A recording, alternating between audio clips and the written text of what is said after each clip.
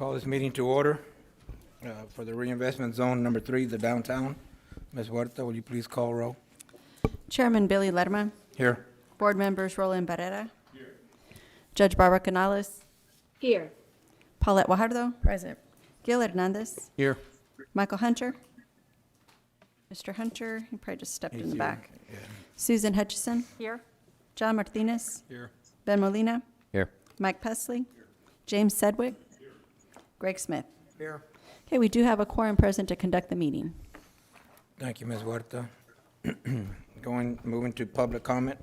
Is there anyone here that would like to address the board? Do we have any written comments, Ms. Huerta? No, sir. Okay. Moving on to the minutes. Approval of the June 22nd, 2021 regular meeting minutes.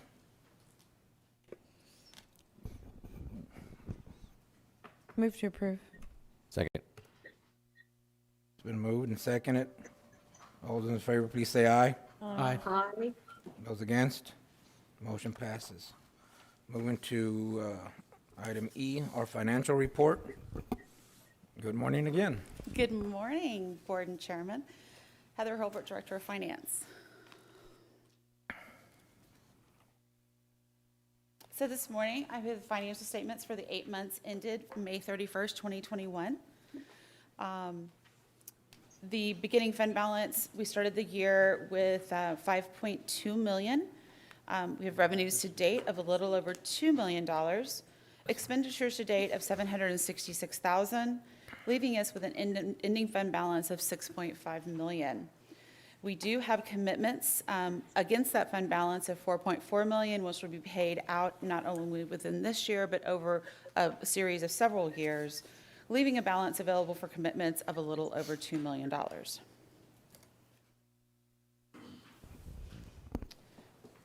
So this slide shows you a future cash flow through the end of 2028.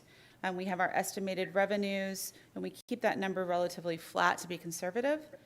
We have our current and future incentives to be paid out in the years that they are scheduled to be paid out as of now, our estimated administrative and other expenses, and then our estimated ending fund balance.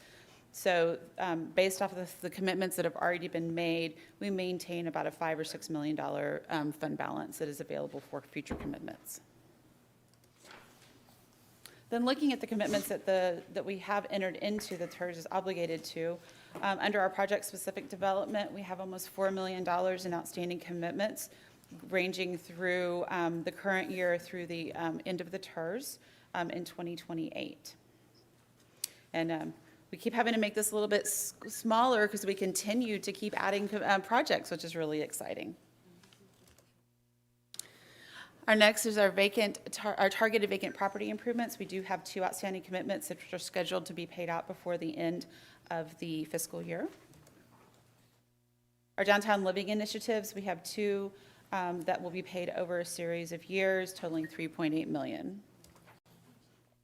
Our new tenant for commercial finish out, we have a total of $95,000 committed, and those are expected to be paid before the end of the fiscal year. And then our Streetscape and Safety Improvement Program, we have a total of $272,000, which are scheduled for this fiscal year and one that goes into next fiscal year. So that does conclude my presentation. I'm available for any questions. Thank you, ma'am. Any questions, board? Okay. Okay, thank you. Thank you. We do have an executive session. Is that right, Ms. Huerta? Okay. At this time, we will be going to executive session. 9:36.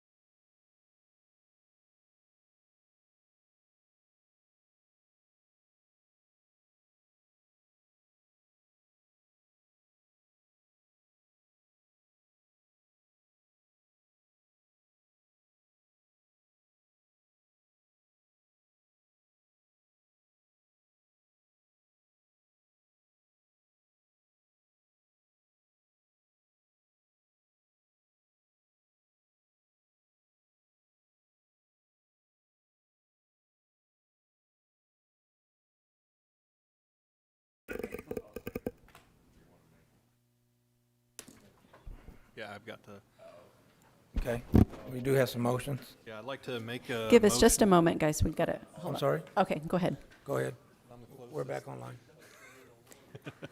I'd like to make a motion authorizing a downtown development reimbursement agreement with Caitlin Shook in an amount not to exceed $66,743 for improvements to property located at 312 South Chaparral Street under the new Tenant Commercial Finish Out Program and the Streetscape and Safety Improvement Program. May I have a second? Second. Been moving seconded. Any discussion, board? All those in favor, please signal by saying aye. Aye. Opposed? Aye. Motion carries. Mr. Chairman, Yes, sir, Mr. I'd like to President. make a motion authorizing a downtown development reimbursement agreement with 300 Chaparral LLC in the amount not to exceed $20,000 for improvements to the property located at 312 South Chaparral Street under the new Tenant Commercial Finish Out Program. Been moved, is it seconded? Any discussion? All those in favor, please signal by saying aye. Aye. Opposed? Motion carries. Excellent. Congratulations. It keeps looking good. Keep doing what you're doing, Alyssa, and you and your team. Y'all Thank are you, doing a sir. great job there downtown. Thank you. Okay, we're moving to item G, the agenda item. Motion to approve a downtown streetscape reimbursement agreement with Education Service Center, Region 2. Ms. Mason? Yes, sir. If I may have the presentation pulled up.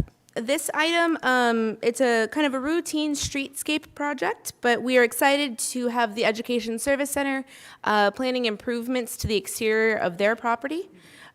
Here is the facility. Again, we like to use that gold star to identify the location of the project. They are looking to install 13 cameras, 20 LED light fixtures. Education Service Center is a nonprofit organization providing multiple services to the region. They serve a 12-county region and drive trips from other counties into downtown Corpus Christi for the trainings that they host, professional development, certifications, distance learning, and things of that nature. These are the properties that the Education Service Center currently owns in downtown Corpus Christi. We have the main campus facility as well as a surface parking lot to the east towards the water, and then an additional part of a city block that provides additional surface parking to the west, southwest of the facility. So a large land user in the downtown area, and we're excited to start getting, that's a lot of space to potentially light or maintain, so we're excited to get this moving. This is what they are installing, 13 cameras total. So the first photo on the left shows the east-facing cameras that are going to actually overlook that entire surface parking lot. And then the photo on the right shows both sides of the building where there will be additional cameras along the perimeter of the structure. They're also going to be putting in new lighting. So the lighting underneath the awning had stopped working at some point in time. We're really not sure, but we recognize it's never really functioned in our memory. And so we're excited to have that be added, to have some functioning lights, because you can see even the street lights along here throw over the awning, so it just still creates a shadow underneath the awning. So it really just is not the most welcoming or accommodating space. And again, because it is an entire street frontage, half of a city block, it has a big impact on perceptions of safety. So we're excited to have these improvements done. So this is a $37,000 project. We, with the Streetscape program, can reimburse up to half, so that is what we are recommending, up to $18,613, and I'd be happy to answer any questions. Are there any questions, board? No questions? I entertain a motion to approve. So moved. Been moved and seconded. Any discussion? All those in favor, please say aye. Aye. Opposed? Motion carries.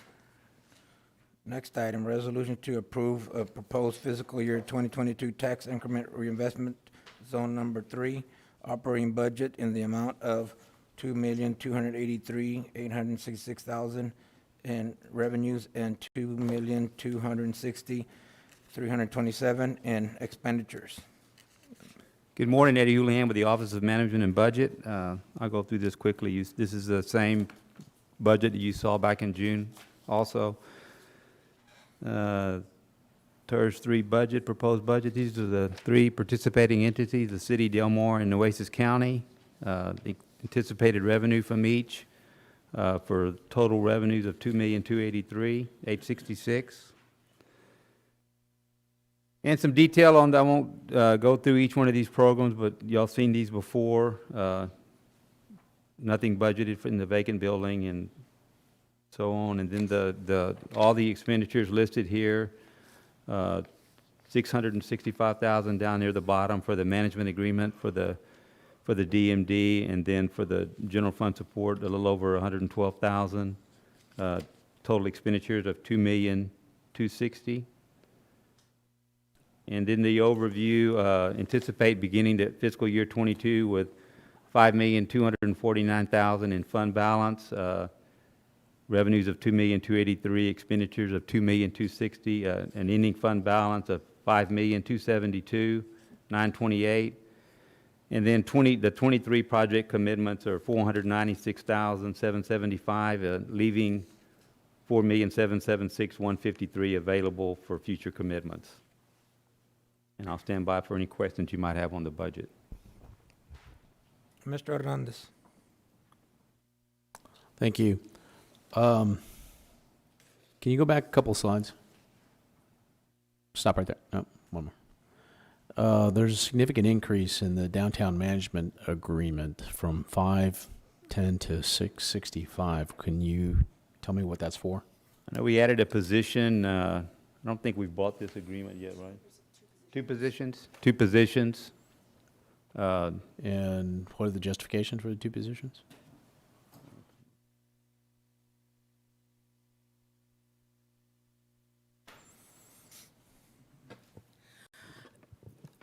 We created the planning and urban design position. We were able to fund that position from this fiscal year for existing funding that we had committed, but a full year of that position as well as an economic development assistant. We currently have over $170 million worth of projects in pre-development, not including the 115 that are under development right now.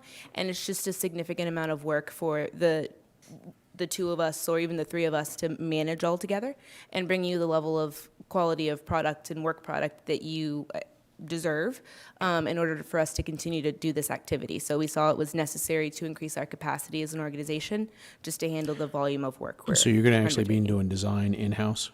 I'm sorry? You're going to actually be doing some form of design in-house? Yes, sir, absolutely. So Roger Montalongo is with us. He's joined us as our planning and urban design manager.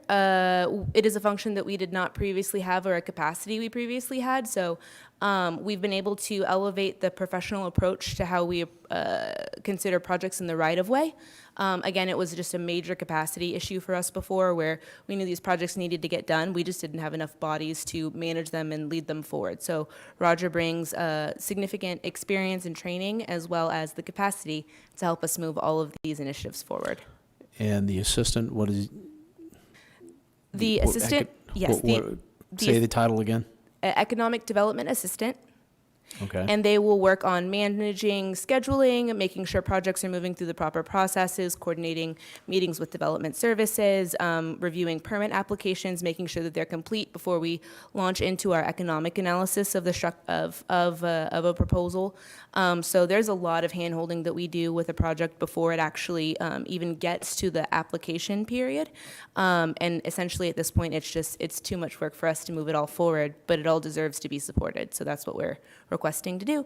And that actually, sir, is how we actually create the revenue, right? So back in 2015, 2016, we produced $500,000 a year because we've been able to support in projects. We've leveraged $9 million in order to get, I think, a $43 million increase in ad valorem values.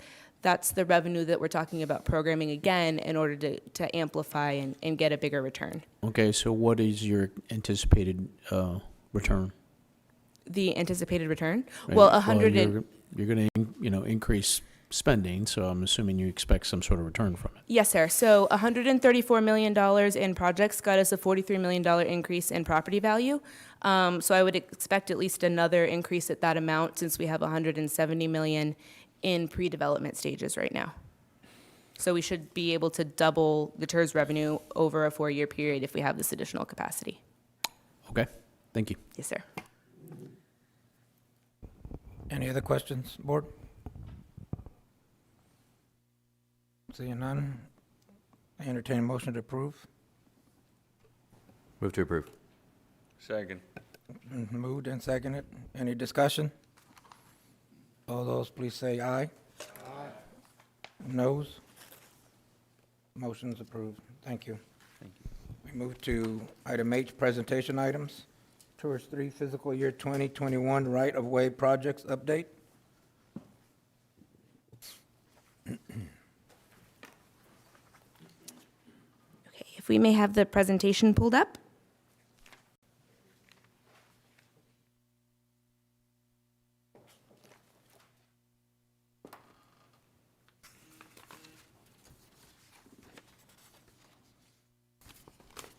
So this item is an update that the board requested regarding our right-of-way line item created from the traffic and planning analysis, looking at bringing a cohesive approach to improvements in the right-of-way.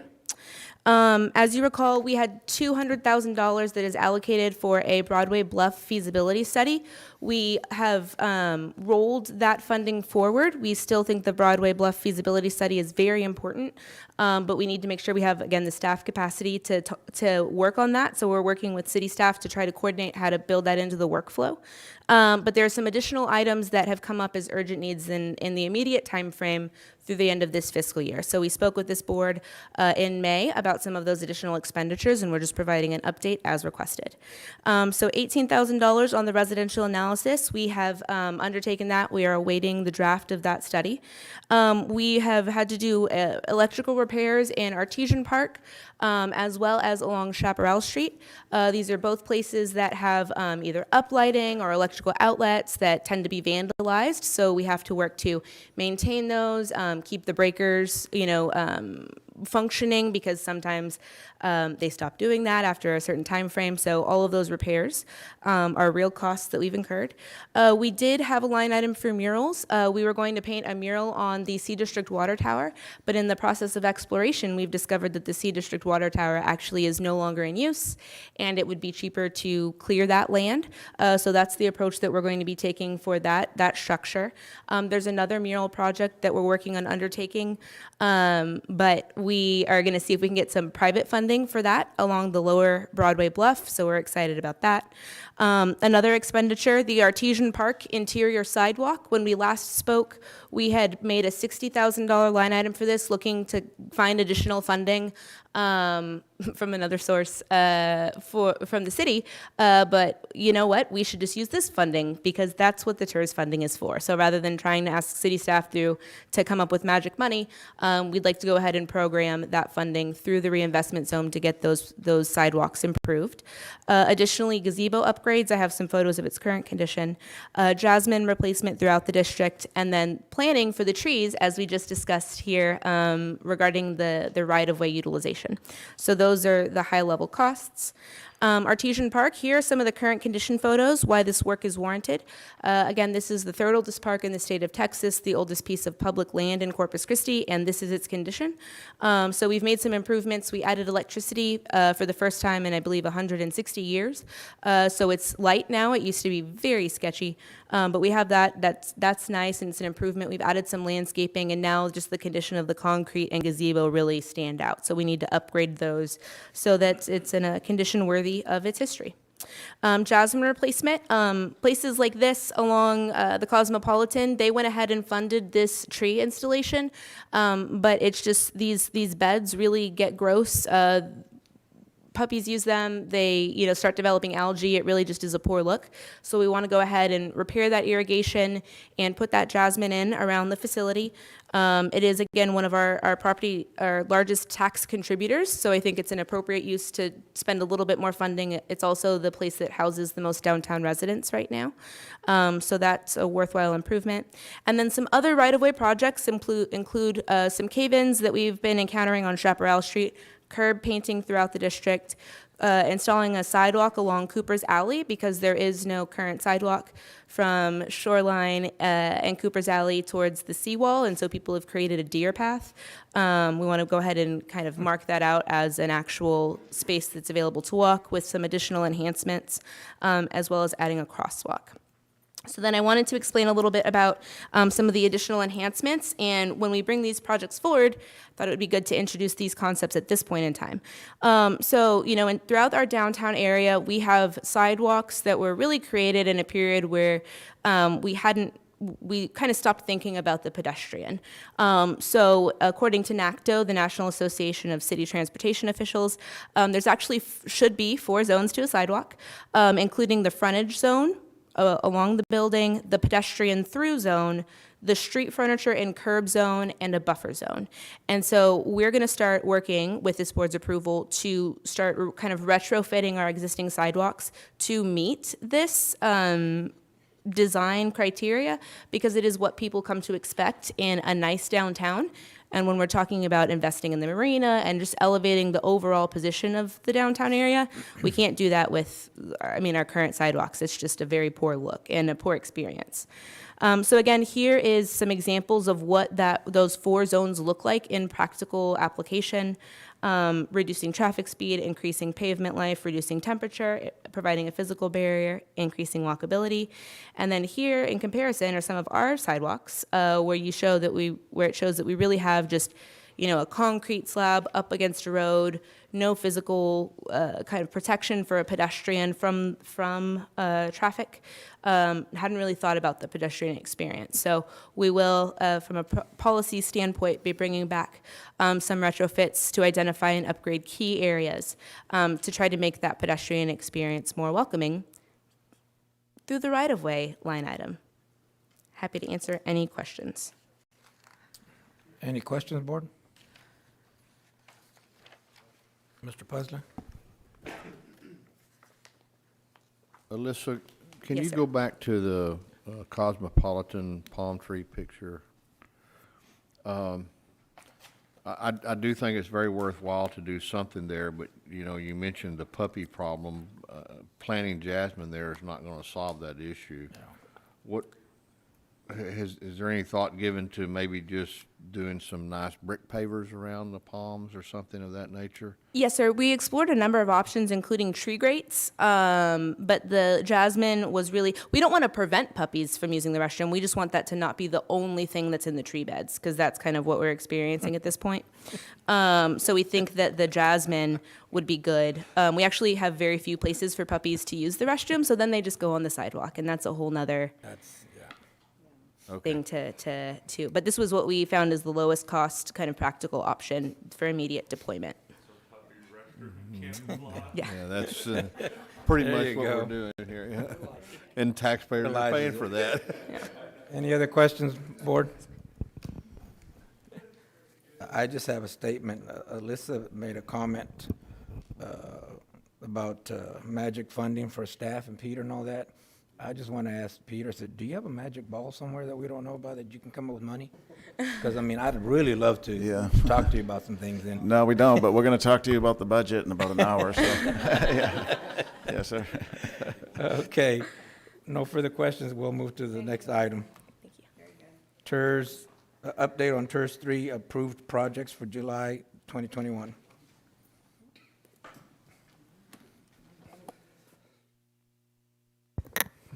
Good morning, board members. Jason Alanis, Economic Development Manager.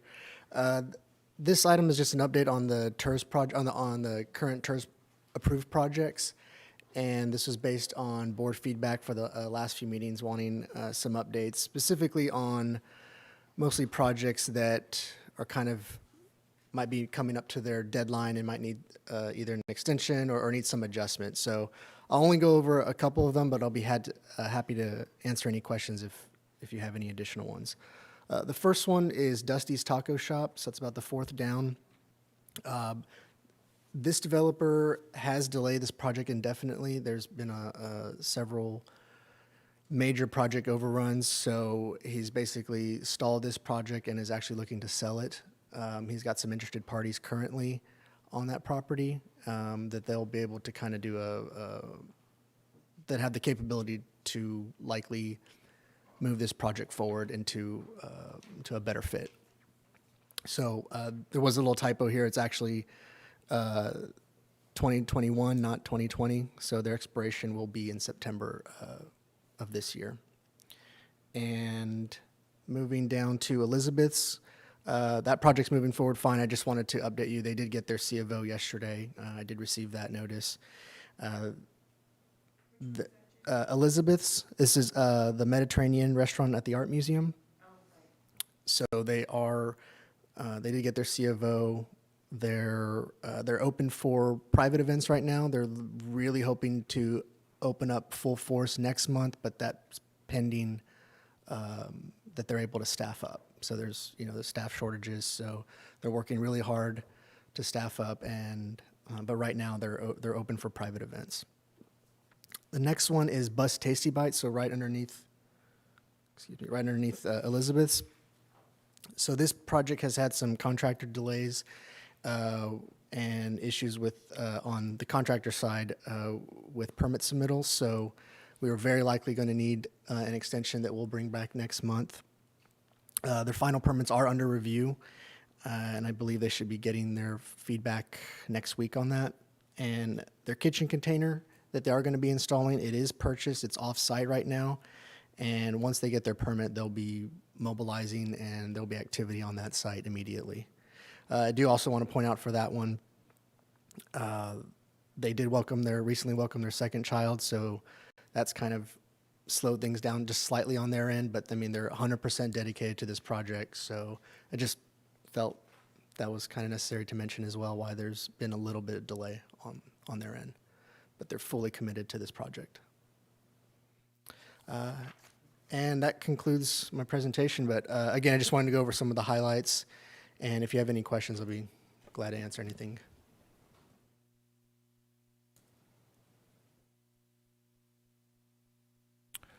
On the second page there, can you tell me a little bit about the North Water project? Sure. So this kind of like where they're at right now? Yeah, well, yeah, and where is this is this the old? This is the old Princess Apartments. It's behind Stripes. Okay, yeah, that's what they're gonna go call. Okay, I know where we're at. Yeah, it'll be called, yeah. All right. I just want to comment, this is very helpful. Thank you for this, and I think, I don't recall who requested it, but maybe, and you can tell us, we don't want it excessively, but something where maybe every other month, or whatever you think would work in terms of things moving forward and this being, instrumental for us. Thank you. You turn your microphone on, Mr. Lerma. On this list that you provided us, everybody else is running on time on their dates? As of right now, yes. Okay, that's all I need to know. Thank you.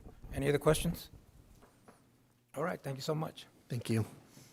Well, moving to the next item, A8, Downtown Management District 5-year strategic plan. Yes, sir. Mason? So this item is an introduction of our draft 5-year strategic plan. We do have a hard copy for you. We distributed them at your seats. I will be going over a high-level presentation to introduce the plan to you. And then over the next 2 weeks, we'll be incorporating any feedback so that we can finalize the document and bring it back for support and adoption in August. This has been presented to the DMD board in its draft form a couple of weeks ago, so now we are bringing it to this board, as you are a very important component of our current structure and how we've been able to move forward.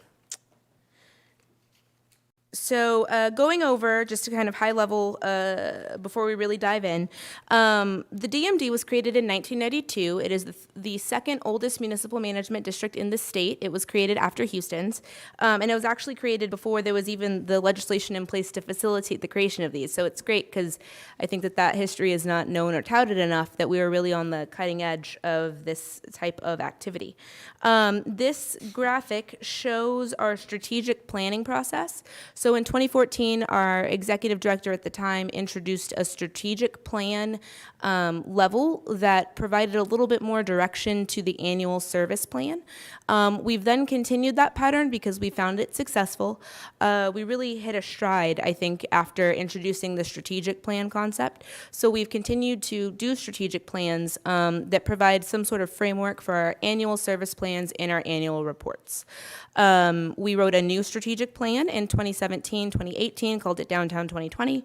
And then we extended it in 2020 for a year because at that point, in that summer when the planning iteration was supposed to begin, all of our businesses were closed. And so it became difficult to really kind of know what the future of downtown was. Fortunately, we've come out of that and everyone is really in heavy recovery, but I wanted to provide that. So we're writing the new 5-year plan. Also, as part of those previous plans, we had a vision and mission statement produced that is very lengthy, and I think really just, we didn't really articulate what it was that we envisioned when we thought of what we were building for downtown Corpus Christi. So we're updating that in this document. We knew the communities that we pictured and the things we were trying to build. So we started conversations in the office and the community, and these cities really came up time and time again as places people enjoyed. They were colorful, they were coastal, they weren't necessarily too big, but they had a very powerful culture. People were proud to be from those communities, and they were excited to visit those communities. They had a lot of robust activity. So places like Charleston, New Orleans, Savannah, Tampa, St. Petersburg, and Chattanooga really came up time and time again as inspiration for what we were trying to build. So we've incorporated that into our planning moving forward and our visioning. So this slide goes over the document, again, that you have, our strategic plan draft. We'll have 5 parts: an introduction with our vision and mission statement, about the plan, our analysis, our strategic framework, and then some implementation framework. And I'll touch briefly on some high-level items. So our new vision for downtown Corpus Christi and the Downtown Management District is to become the most vibrant downtown on the Gulf by instituting a clean and safe environment, creating a welcoming, well-designed waterfront, developing a robust, sustainable neighborhood, promoting remarkable, prismatic experiences, and growing our team's capacity to accomplish the vision. So those are our mission elements, our goals, and they'll kind of provide the framework for our activity moving forward for the next 5 years. But we think this is a really great, concise vision mission statement that we can remember and will really inform and allow everyone to have a really strong grasp of what we're creating downtown. And we think it also aligns well, Visit Corpus Christi put forth the new mission statement, and what does the Gulf Coast capital need to have? The most vibrant downtown on the Gulf. So we think it all really aligns very nicely. Methodology, so about the plan, we identified previous studies and plans. We conducted engagement, including a co-creator workshop, some internal workshops, our DMD board retreat, our online survey, and then meetings like this one to review the draft plan. Our online survey had almost 800 responses, and we asked questions like, what does it mean to you to be the most vibrant downtown? A lot of support for cleanliness and safety, robust food scene, quality outdoor spaces, family-friendly activities, and retail. So then going into the analysis, we, as a community, as a city, in 2014, we drafted the Downtown Area Development Plan. And this was drafted in the time frame that the DMD's first strategic plan was also being produced, so all of it really aligns very nicely together. One of the things that they said, though, was that our community needed to stop rewriting the same document because it seemed like every 5 years or so we'd rewrite what downtown needed instead of working on actually implementing what downtown needed. So this one had a larger planning horizon up to a 20-year time frame. We can go ahead and reassess, right, if we get all these things implemented, but the vision themes really were developed because they were consistent components that were repeated in every plan we'd write. So things like encourage market-driven development, create more housing choices, complete the waterfront park and trail network, reconnect neighborhoods, and then find ways to celebrate this unique place to live, work, learn, and play. We'd write that a bunch of times. So we have worked on managing and identifying the implementation of the Downtown Area Development Plan and identifying what things we need to do next, which also informs this strategic plan. We have a more detailed version of that for you in the strategic plan draft document itself, but at a high level, here is a kind of a quick table with an overview of that. We identified if it was a DMD-led initiative, a city-led initiative with DMD support, or just a city-led initiative. Our strategic plans at the DMD, of course, will encompass what is the DMD-led initiatives, as well as sometimes what is the city-led with DMD support, but we identified the percent initiated we have accomplished for each of these items. So we're able to manage and track implementation. And our strategic plan, again, is that component through which we implement the area development plan. So looking at the 4 main focus areas, looking at strategic marketing, we have initiated 100% of our strategic marketing goals. Real estate development, we've actually done a very good job in getting things moving. So again, that's 100%. With placemaking and beautification, talking about seawall maintenance, beautification, and some programming, as well as branding and landscaping. We've seen a lot of movement in those arenas, so those have been initiated as well. One area that we have not had as much success is that multimodal transportation and accessibility. So while the 3 areas that I just went through, I'd say 100% of those things have been initiated. We have not initiated the multimodal components. And in fact, the bike share program, we launched that and that was great, but then scooters came into the market and we no longer needed to have a bike share. So we actually went in a kind of an opposite direction, although the market really filled in that gap, right? And that's the private sector is handling that. And then again, kind of going into the theme of just continuing to implement the things we need to know to do, talking about parking management implementation, wayfinding, the traffic pattern analysis, the downtown area development plan. Getting it adopted was a key accomplishment of our last strategic planning timeframe. Writing a stronger vacant building ordinance, which we did, and I know we need to revisit that. And then the Montgomery Ward building. Those were key initiatives also that had rolled over from all the way back from 2014. So we'll continue to focus on those. Now going into our strategic framework, so this is what we're going to be focusing on for the next 5 years. I wanted to provide just kind of a quick table to explain that in this document, we're really looking at goals and strategies. We'll get to objectives, which are those measurable accomplishments with a smaller time frame. So our objectives will come in our annual service plans, as well as our tactics that are how we accomplish those objectives. But here we're going to keep the conversation a little bit high level as it's going to set the framework for our next 5 years of activity. So first, in district operations, instituting a clean and safe environment. We have at the top a table that references where we are now. So you can see from 2015, perceptions of cleanliness and safety were 45 and 42%. We've increased those to 60 and 56%, which is a significant increase, but we are still below Texas benchmarks. So that's kind of where that instituting term came in, because it seems like we'll start things up, but somehow we'll shift gears or shift attention, and what we've started up we lose track of that. And so we really need to institute and establish the structures in which all of these things occur consistently, regardless of what the direction is, because it's always going to be the core function of any downtown revitalization initiative. It has to be clean and safe. So Yes, Mayor. The clean, Texas is 86 and nationwide is 48? Is that correct? Yes, ma'am. And we're at 60? We're at 60. So we were at 47. We're at 45, yeah. But whenever, Right. before we started. Right. Okay. Wow. And that's just your boundary, right? Or is that the whole? It's the whole area? downtown. Okay.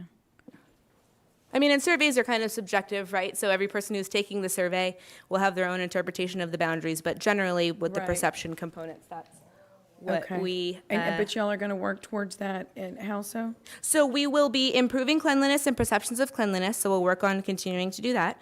We'll coordinate with the city to elevate standard of care for greenery and right-of-way fixtures to create the best-looking appearance. We will create a consistent sense of security for all downtown users at all times. In your draft plan, we do have survey results that show that people feel safe during the day, but not as much as night, so we need to kind of talking about that lighting component. We'll advocate to establish processes that mitigate the adverse environmental and safety impacts of people experiencing homelessness with compassion, and then we will continuously install and maintain lighting throughout the downtown to increase safety at night. So we've refined our strategies and our approaches to this to pull out the things that we really need to focus on to elevate those numbers. So one thing I'd like to point out, and Peter, I think I had mentioned this to you before, we need to do a little drive-through. There's a lot of clutter, it seems, on the corners of downtown. A pole for this, a pole, you got 4 poles on one corner or in a small vicinity of things that could probably be, put on one pole. I don't know, but I think we should do kind of an evaluation of that. I Yes. think we talked about that. Yeah, we can do that. I'll have Richard Martinez and myself Just kinda and look, others. Okay. Yep. Clutter. And Mayor, that kind of leads to the placemaking, so creating a welcoming, well-designed waterfront, right? So that is neither welcoming nor well-designed. So what are ways that we need to make sure that the right-of-way is being improved? And we've actually, we've broken this out. We used to have this in one kind of operational area. It was development and improvement. But we've now created a placemaking function and an economic development function, so we can refine our approach and strategies towards both of those things. So we'll be advocating for and supporting implementation of catalytic infrastructure projects, creating beautiful streetscapes and interactive public spaces through urban design, ensuring all downtown users have a connected, convenient, safe route to and through downtown, enhance the parking system so that public and private parking is available for diverse users when needed, and implementing family-oriented placemaking initiatives that make places inviting for all ages through design. This placemaking is going to be a main function of this board, the reinvestment zone, because reinvestment zones typically exist to make right-of-way, right infrastructure improvements. So that's why this is a key function there. We have a question. Mr. Hernandez? I'm sorry, you haven't gotten to the spot that I was going to ask questions on, so I'll hold off to it. Move on. Moving on into economic development, really excited about the progress we've been able to make, showing, at the top, the property values in 2015 before we created the incentive programs and started utilizing those to where we currently are. I believe this actually is an older slide, so we had some updated, better numbers, but it appears to have not made it here. But going into our strategies, we will be working on increasing the supply, density, and variety of residential options, developing a robust food ecosystem with diverse offerings, recruiting an attractive and authentic retail mix for residential and tourist audiences, returning vacant properties and land parcels to the market for development, and increasing downtown office occupancy with tech and innovation uses. So this will be another key area that the TIRZ board is involved in. We have promotions. I can go ahead and just mention here some things to point out. We've significantly increased our followers and our audience. So we are actually at almost 21,000 Instagram followers from 3,600 back in 2018. So that's a significant audience that we can now customize our downtown message to and continue to elevate that brand. We're working at downtown's market position and understanding how we are. Are we high quality, high cost, low quality, low cost? And do people think of us when they're deciding where to go on Saturdays? We're going to be really intentionally building out that position so that we're strong in our standing. We work with micro communities like our Merchant Association, Downtown Run Club, Residents Association, programming and supporting signature experiences like Art Walk or Buck Days or the St. Patrick's Day Festival, things that really make downtown a robust activity.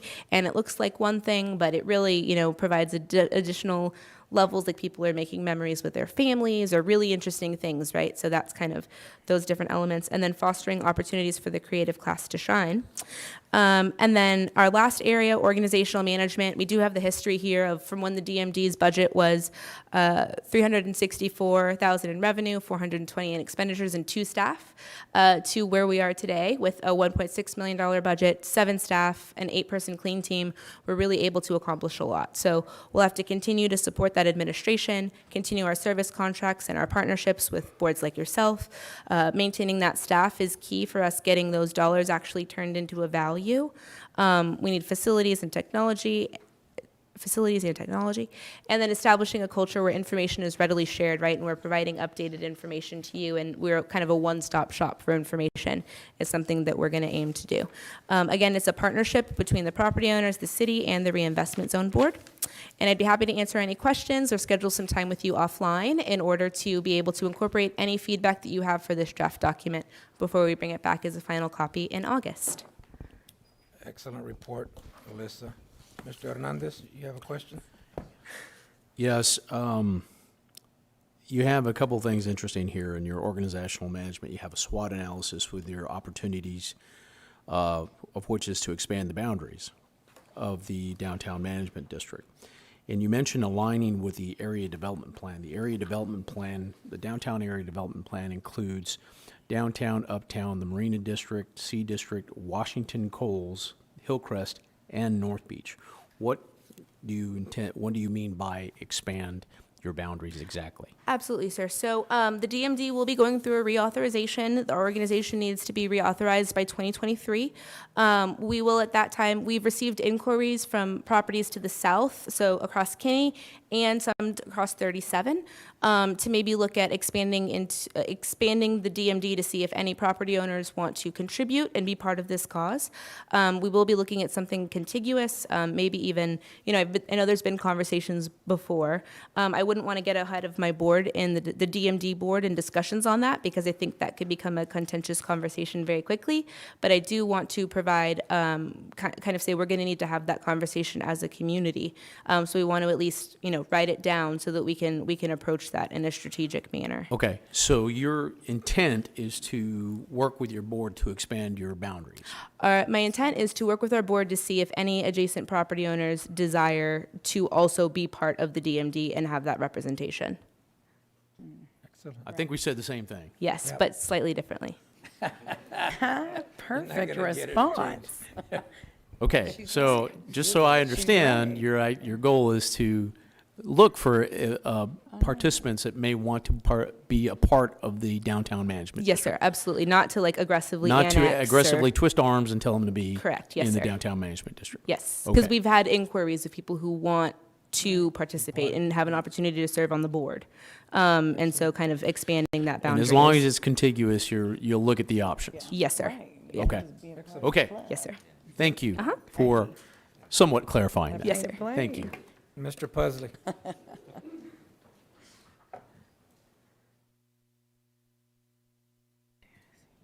Yes, thank you, Mr. Chairman.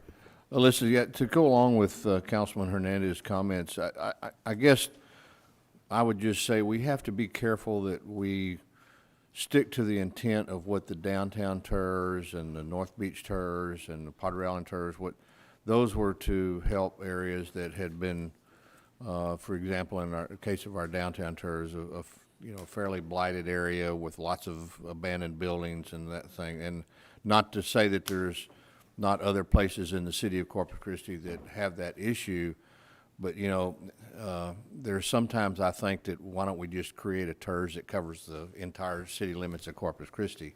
So, I don't think Peter would. and Peter probably wouldn't like that, but we just have to be careful that we don't extend these beyond the point of not sticking to what our original goals were with those TIRZ. Absolutely, yes, sir. And I think to Councilman Hernandez's point, the DMD boundary is currently 1/3 of the TIRZ boundary.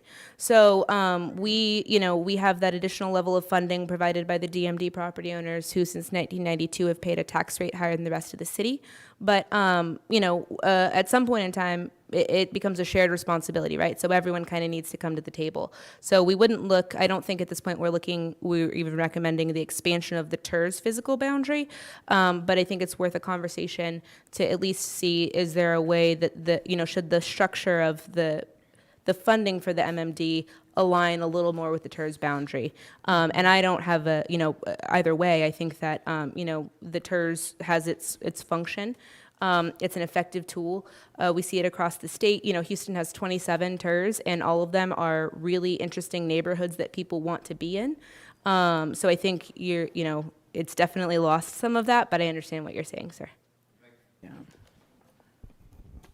Mr. Hernandez, you have another question? Your light's still on. No, I think the last thing is that when you bring this stuff to us, please align what the outline of what you want to become in terms of the downtown management district and how it aligns with the TIRZ. Because I know you're managing a lot of the TIRZ aspects for us, but if you're only covering 1/3 of it, then we're missing a lot of opportunity there. Yes, sir. So, thank you. Ms. Guajardo? Yes, Alyssa, I just want to thank you and your team and remind everyone that it isn't you. You have a board, and that board is who makes these decisions. And what you guys have done is light years ahead of what used to be. So thank you. Thank you to your board because you come here, you present, Jason, your team, y'all implement. But the vision of that board, along with your team, is what's critical. And that is what has made a difference downtown. And we can talk about boundaries and, what should and shouldn't be. But at the end of the day, if you do not have a thriving downtown, you do not have what every city should have. And that's where it starts. So I thank you for everything you're doing. And I know you put in endless hours because some of those are in my office after hours. So thank you very much for all you do. Jason, you as well. Always accommodating. So we appreciate your 5-year plan as well. Thank you, Mayor. Yes, ma'am. Excellent job to you and your team. Please keep doing what you're doing. This board supports you guys tremendously, and we like what we see and what you guys are doing. Awesome. Thank you so much. Thank you, No Chairman. further business to come before this board. This meeting is adjourned.